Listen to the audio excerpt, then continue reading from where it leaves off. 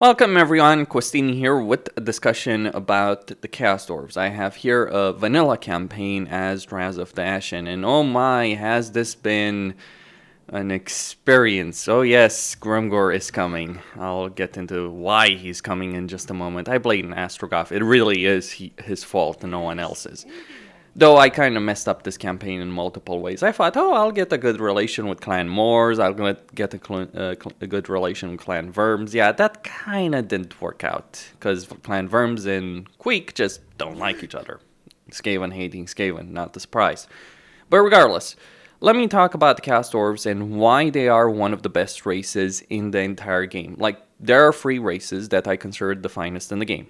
The Greenskins, Dark Elves, and Chaos Dwarves. Now, Chaos Dwarves are very unique, and they're, well, very different than all the other races in the game that currently exist. Creative Assembly really took a lot of mechanics from Troy in order to develop this particular race. And even when you get to that point, you're not just like GG game over, right? It's not like that at all as the Chaos Dwarves, and I think this is a really brilliant balancing act that Creative Assembly has achieved with the Chaos Dwarves, so I kind of feel they need to rebalance it a bit more for the sake of Immortal Empires, because right now it feels that they're designed a bit too much for ROC as opposed to Immortal Empires, specifically with their economy.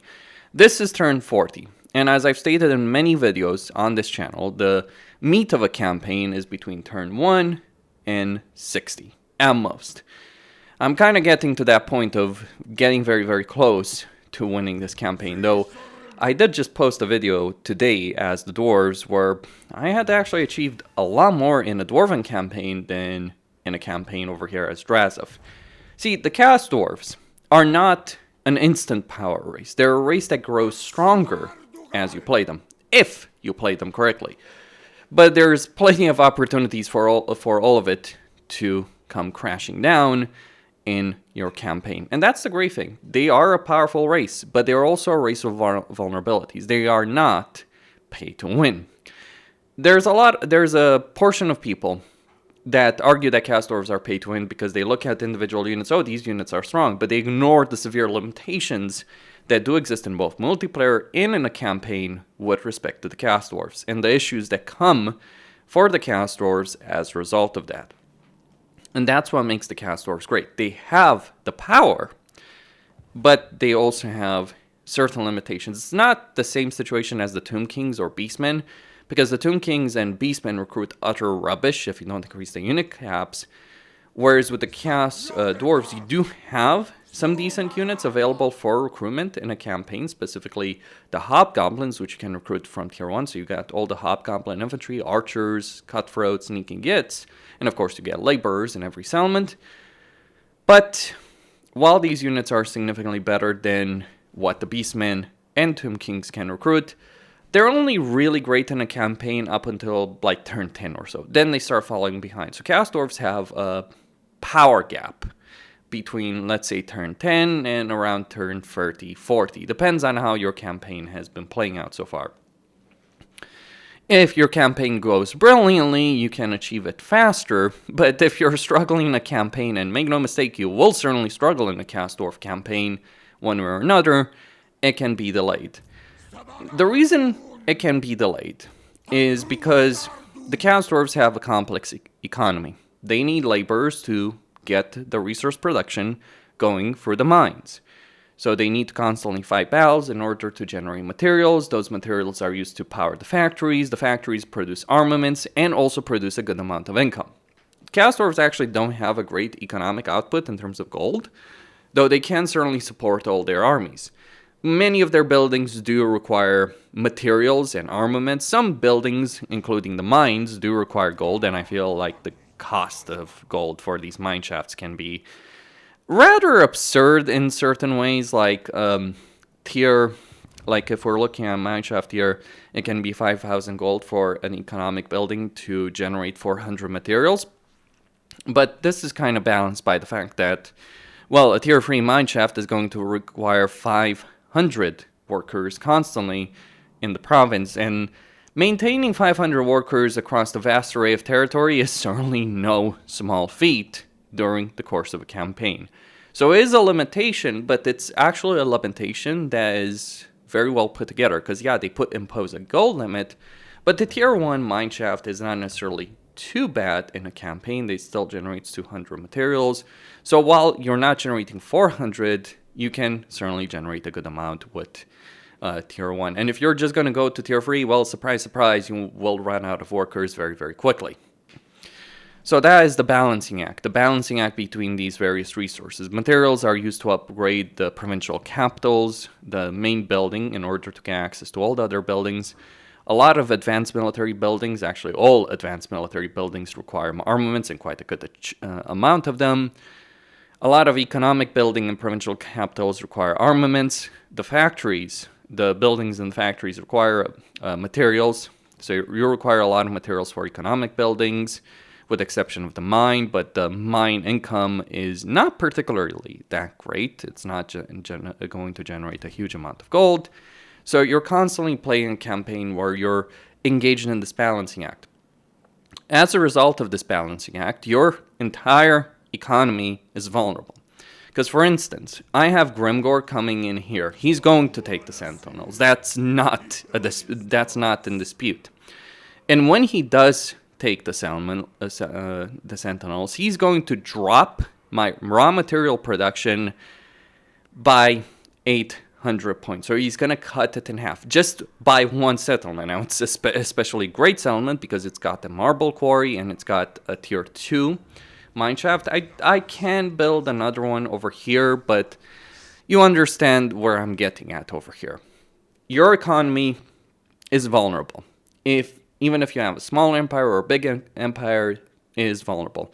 In the vast majority of other campaigns, you may not care about individual settlements, whereas in a Chaos Dwarf campaign, your minor settlements are so vital to your economic potential that if you lose one particular settlement, your economic output gets crushed. So for instance, if I were to lose the Black Fortress, my factories would come to a crawl. I would run out of materials, which would hurt my gold income, and I would go bankrupt very quickly. Yes, this is where I made the mistake with Grimgor. I thought I could avoid a war with Grimgor for a while. I blame Astrogoth because I formed a military alliance with Astrogoth, and the insane bastard decided to declare war on Grimgor. Who the hell declares war on Grimgor when that's an avoidable act? Because Grimgor's been busy in this campaign. He's been fighting the various other factions, and it's only recently that he stopped. And it wasn't Grimgor that started this war, but yeah, it looks like Grimgor is going to try and make a beeline for the Black Fortress, and he's not going to make my life easier, is he? So there are certainly going to be certain issues as a result of this. Now, that's just the economic output. What this means in terms of unit recruitment, well, unit capacity requires armaments, and quite a lot of them, to be increased. This is similar to the Beastman Dread, though unlike Dread, you have various resources that are used for different purposes as opposed to just having one particular resource used for everything. That's why it's better than the Dread mechanic. But the problem is, your armaments are also used to build, to get the military buildings. They're used for capacity, and they're used for individual unit upgrades. So while the Chaos Dwarves have an insane power level, you have to get a ridiculous level of materials in order to get access to it. And that is where the problems start kicking in. Because it will take you a while to get armaments. You will want to construct the various buildings in order to get the various heroes in a campaign. So for instance, over here, I do want to get another Infernal Castellan. Over here, there's research that can help you with hero capacity, but you do need a lot of buildings in order to make it work. So you're juggling a complex system of a complex economic system in a campaign where the problem for Chaos Dwarves, the main limiting factor, isn't just like their economy or their unit capacity, or the fact that without increasing unit capacity, you're stuck with hobgoblins which just cannot hold their own against more powerful units. Like tier 2 units, tier 3 units will defeat hobgoblins. They're not nasty skulkers. But the problem is, in a Chaos Dwarf campaign, everyone hates you. Because consider a Chaos Dwarf campaign. Like, just consider the situation. You've got Astrogoth over here in the north. You've got, who's, by the way, in the safest starting position of all of them. You've got Zaytan over here marching on Cathay, and you've got Drazif surrounded by enemies. This is the Thunderdome of Thunderdomes in the game, as a Chaos Dwarf. As everyone else, it's kind of more complicated, because there are some races that can like you, some races that can hate you.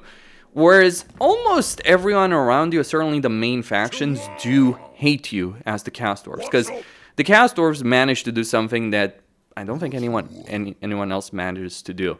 They are despised by both Greenskins and Dwarves. And when you're starting in the Darklands surrounded by the Greenskins and Dwarves, like Ungrim, Thorgrim on one side, Grimgor on the other, God help us all, with just Grimgor, and they all hate you and are all liable to declare war on you, and your empire is vulnerable in such a position that even one particular settlement can destroy your economic output, that makes for a very complicated campaign situation. So it's a hard campaign. You do have the tools to overcome it, but you also need to play properly in this campaign. I mean, you can get it done easier with Astrogoth, though he ends up being far weaker in the long term than Drazif. Another thing is, since you don't really have military allies, I mean, yeah, I allied Queek. Okay, I screwed up with Clan Worms. I was kind of hoping to use both of them as allies. They hate each other, whatever. I should have just wiped out Clan Worms, allied Queek. Might have worked out better. But the problem that gets created over here, since you have very few allies, unless you count Kugath as an ally, and just for the record, I've allied Kugath in multiple campaigns as Chaos Dwarves. It's never worth it. I just allied Kugath here because Gorst somehow ended up losing against Greasus.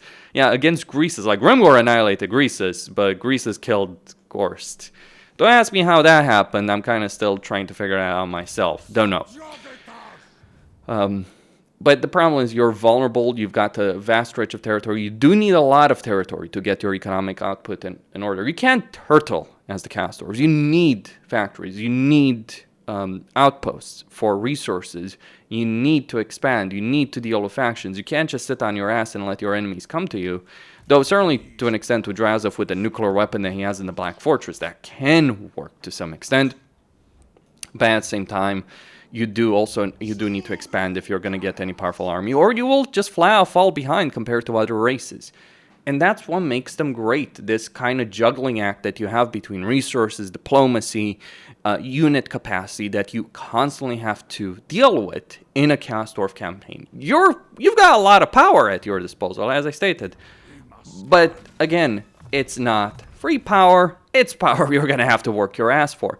And even when you do overcome, like if you do defeat Grimgor, good job on that, congrats, you still have the Dwarves potentially to deal with. Like, Ungrim here may not necessarily be a threat for Grim's lost to Skarsnik, but like, there is a problem if I do manage to defeat Grimgor here, and that problem is bloody Cathay. Anyone who's played the campaign against Cathay kind of knows what I'm talking about. Like, dealing with Xiao Ming is an experience. Just to give you an idea, he's got 2 entire stacks over here of units. He's probably, he can mass just as many units as Grimgor can. And while Village may help out, yeah, it's kind of complicated. Then you have the diplomacy system, another limiting factor in the Chaos Dwarf campaign. You can't just confederate with diplomacy. You have to build up in the Tower Tsar, and then eventually you'll get a lot of power for the Conclave, you'll get Tsar Grund, all of that good stuff, right? The servants of the Conclave. There's a significant level of power through that, but you need a huge amount of influence. But you also need influence in order to capture provincial capitals at any level higher than 1. Which is a bit of an issue. So you have strategic resources that you have to use in a very particular way, and you have to hoard a lot of influence because there's some significant benefits over here for the slaves Tsar. And I think like all of this just really makes them a far more enjoyable race than the other races can be. They're not free power. They're not like the race, oh, we'll just press the enter button and obliterate everyone in your path. No, like even though over here I've got 7 armies on the campaign map, sure, technically 7 armies. I've got one against Skarsnik that's going to win, another one trying to eliminate Queek so I can achieve my short campaign victory condition, a 4th one under Drazif, a fifth that's gonna try and stop Grimgor. I'm not sure where the others are coming from, where they're gonna play. Well, yeah, I have an army here marching that I recruited a couple of units for. So even though you might have a lot of armies and a lot of potential in this campaign, it's like, it's kind of insane. Now, Drazov is the most powerful legendary lord, and it's kind of like the Lifanar syndrome, except like, yeah, Drazov is the most powerful lord. He's also kind of screwed because he starts a war with Emmerich. You also have to defeat Tretch early on. And while that might not seem insurmountable, remember, you've got Grimgor coming in for you, and he will come for you. And once you defeat Tretch, well, Skarsnik might just declare war on you. That's a load of fun. Or Forgrim might beat Skarsnik and declare war on you, so that's also more fun in a campaign. So you've got this constant juggling act, and you really need to play properly. Now, this is not, like, I fucked up in this campaign. I'm not going to sugarcoat that I screwed up in some ways. It might seem like, oh, you're doing well. It's like, you could have been better than getting in this position with 2 entire damn stacks of Grimgor coming towards me. No, 3 stacks, because he's got another one that's going to march over here to Pigbarter. Yeah, Pigbarter is lost. There's no saving Pigbarter. Maybe if I get Kugav to join in the fun over here against Grimgor, though, he's probably not going to be suicidal enough to declare war on Grimgor. Thanks, Astrogov, with that declaration of war. He's like, oh, I'll fight Grimgor. You'll fight Grimgor? I raise his eyebrow. Yeah, Astrogov screwing over Drazov. That's kind of lore accurate, I suppose. But it's just so much fun. Like having a campaign where you can sink your teeth in, where it's not just constant frustration of auto-resolve, casualty replenishment. You actually have good casualty replenishment. What's also interesting about the Chaos Dwarves is the way that casualty replenishment works. So you have a seat here. It's been used there because Zaytan decided to screw me over. Thanks for that, Zaytan. But you got 6% casualty replenishment you can get over here. You have an additional 5% alchemical remedies that you can also get, and then you have a Lord Skelline, that Logisticon, that gives you 6% more. So you can get like 11% just from research. You can get 17% if you keep that seat. It's, by the way, the first seat you should have. So you have a decent level of casualty replenishment without having a casualty replenishment hero. I was kind of skeptical about how they were going to do it. Then you also have the Overseers, like, yeah, you have the Harsh Masters, Post-Battle Loot, Campaign Movement Range, so you could also get Sorcerer's Thrall, if you so desired. Power is there, but you're going to have to make some choices, sacrifices, dilemmas that are going to come up again and again in a campaign like this. There's a price that's going to have to be paid by the Chaos Dwarves for all of this. And only Chaos really is willing to ally you. Everyone else, and I do mean literally everyone else, hates your freaking guts. I mean, vampires don't really hate you so much, but it's like the Empire does, the Dwarves do, Kislev does. Well, kind of. It's only minus 40 per version, but yeah, it's a problem. This is the kind of campaign where you can win every battle and still lose it. So, because it's not just like in many campaigns, that's the thing. If you manage to win 90% of the battles in a campaign, or all the battles in a campaign, you've won the campaign and you won't lose. Whereas in Chaos Dwarf campaign, you can win every single battle in the campaign and still end up screwed over because you overcommitted on the side you shouldn't have, like I did over here.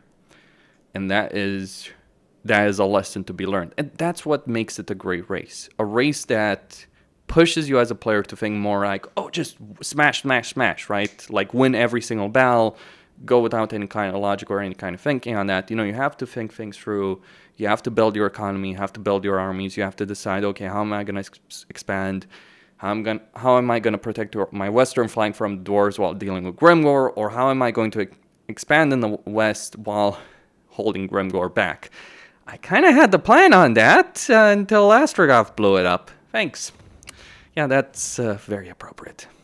So you do have a lot of moving parts, a lot of complexity, a lot of power, but also a lot of vulnerabilities. Costin, signing out.